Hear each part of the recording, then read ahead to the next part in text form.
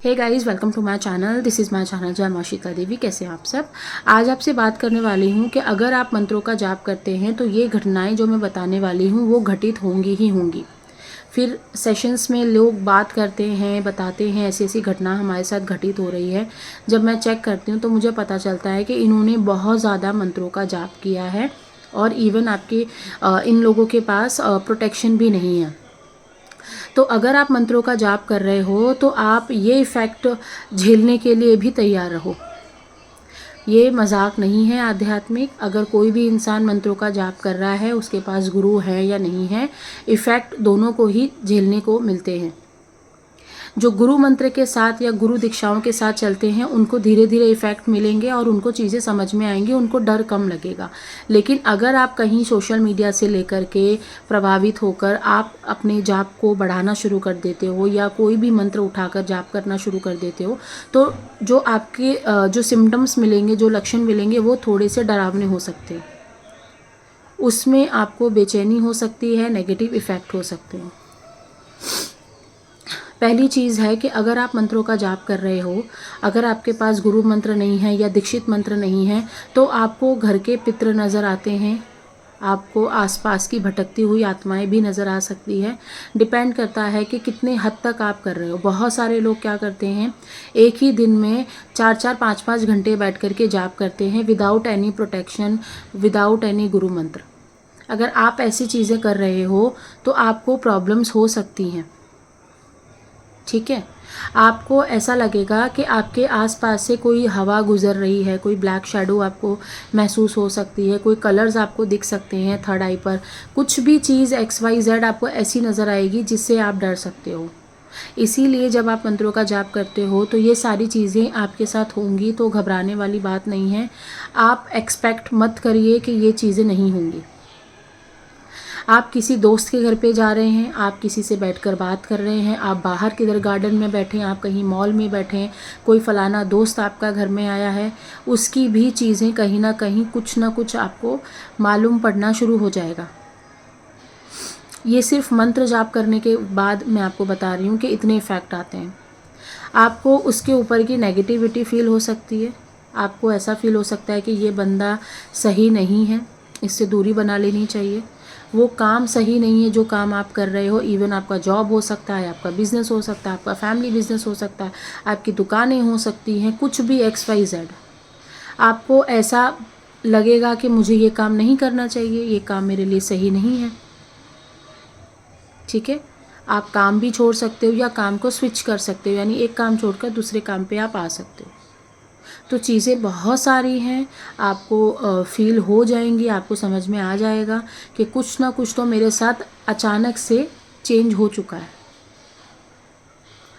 मंत्र जाप अगर गलत डायरेक्शन में कर रहे हो, बहुत सारे लोग गलत मंत्र का उच्चारण करते हैं या एक वर्ड या एक जो उसके मतलब एक कुछ ऊपर नीचे कर देते हैं। जैसे ओम नमः शिवाय है तो बहुत लोग ओम नमः शिवाय ओम कर देते हैं, बहुत लोग ओम नमः शिवाय को नमः शिवाय ओम कर देते हैं।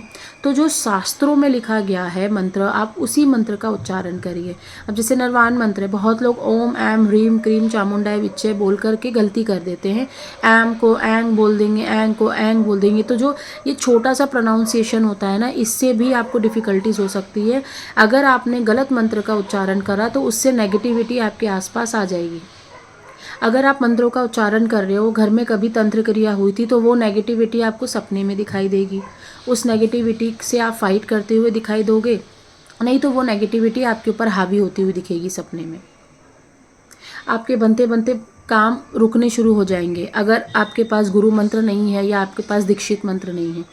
आपकी कुंडलिनी अवेकन हो सकती है मंत्र जाप करने के बाद। अगर आपके अच्छे कर्माज रहे हैं और आपके ऊपर देवता प्रसन्न है तो आपकी कुंडलिनी अवेकन हो जाएगी, आपके चक्र खुलेंगे, बैलेंस होंगे, आपको सिद्धियां प्राप्त होंगी, आपको शक्तियां प्राप्त होंगी, मंत्र सिद्ध होगा, आप लोगों के लिए काम कर सकते हो। ये पॉजिटिव इफेक्ट है।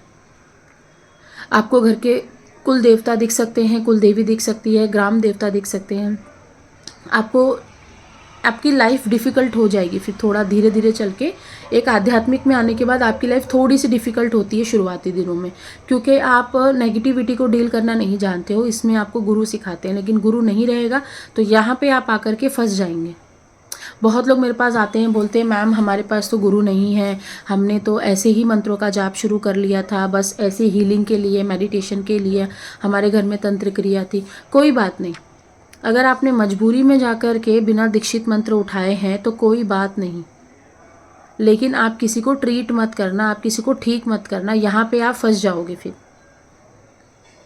मंत्र जाप करने के बाद आपको घर के पितृ यानी जो मरे हुए वंशज हैं और जो पितरों को, जो बुजुर्गों को, जो आपके घर के वंशज को जो पहले जा चुके हैं, उनको अगर मुक्ति प्रदान नहीं की गई है, उनकी अगर गति नहीं हुई है, तो वो आपको दिखेंगे। घर में कोई दोष चल रहा है, घर में कोई नेगेटिविटी चल रही है, घर में कोई तंत्र क्रिया कर रहा है फलाना व्यक्ति, वो भी आपको यहाँ तक कि दिखेगा।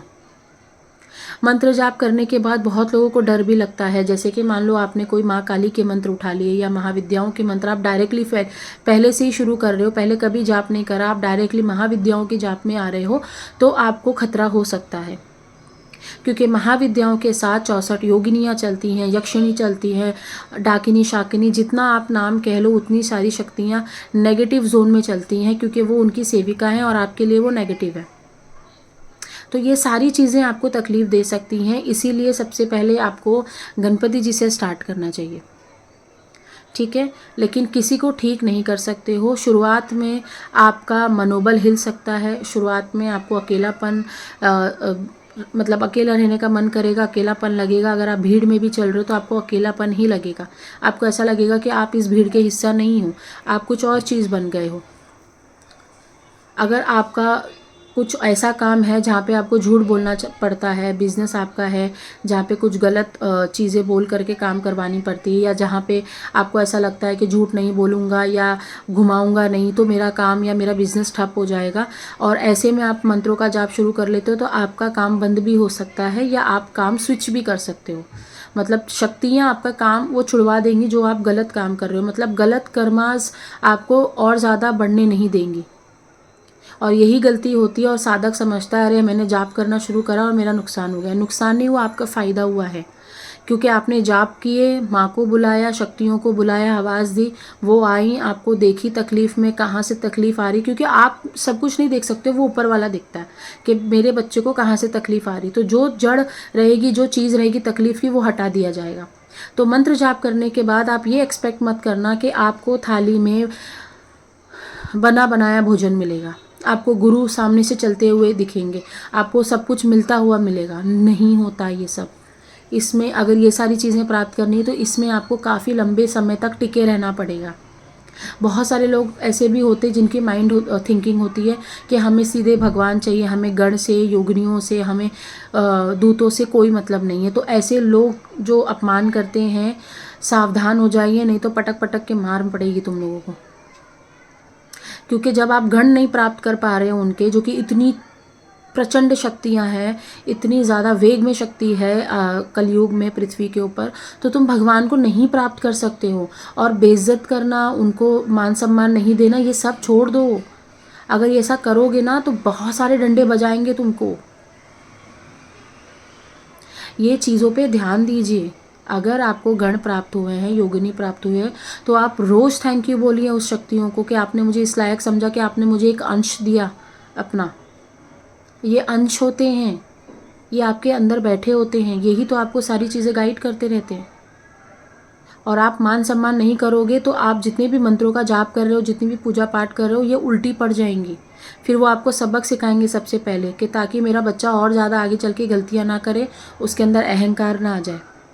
मंत्र जाप करने के बाद आपका गुस्सा कम होने लगता है, आपके अंदर अहंकार जो होता है वो कटना शुरू हो जाता है।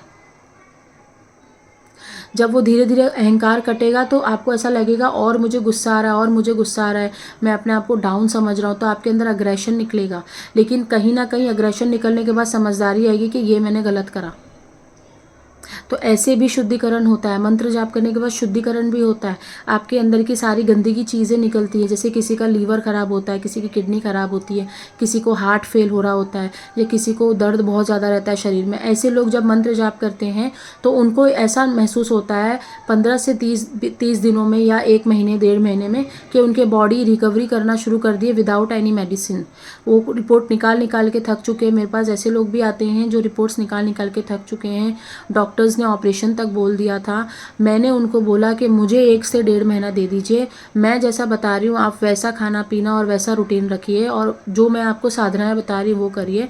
आप मानोगे नहीं, सारी बीमारी चक्रों से आती है। अगर आपने चक्र को मेंटेन कर लिया साधना करके, पूजा पाठ करके अच्छे से, और अपने थोड़ी सी डाइट अपनी अच्छी कर ली, आप एकदम नॉर्मल हो जाते हो। तो ऐसे लोग भी आ रहे हैं, एक्सपीरियंसेस बढ़ रहे हैं मेरे। आप लोगों से ही मुझे एक्सपीरियंसेस मिल रहे हैं, आप लोगों से ही मुझे सीखने को मिल रहा है कि मैं ये काम कर सकती हूँ। तो ऐसे ही जब आपके पास मंत्रों की ताकत आती है, ऊर्जाएं आती है और पॉजिटिव वे में आती है, देवता पॉजिटिवली आपके साथ चल रहे हैं, आपकी जिम्मेदारियां बढ़ जाएंगी, आपका काम बढ़ जाएगा। आप एक योगदान दे रहे हो इतनी पृथ्वी, इतनी बड़ी जनसंख्या को चलाने में। एक ब्रह्मांड की एक छोटे से तिनका हो आप, और आप योगदान दे रहे हो ब्रह्मांड को चलाने में, तो कितनी बड़ी बात है। ओके, तो ये चीज़ों को समझना है। जो भी लोग मंत्र जाप कर रहे हैं, सोच समझ के एक तो मंत्र जाप उठाइए। अगर उठा लिया है तो कोशिश करिए कि छोड़ ना पाए और उसको आगे ले जाइए। ठीक है, टिल देन बाय, नमस्ते।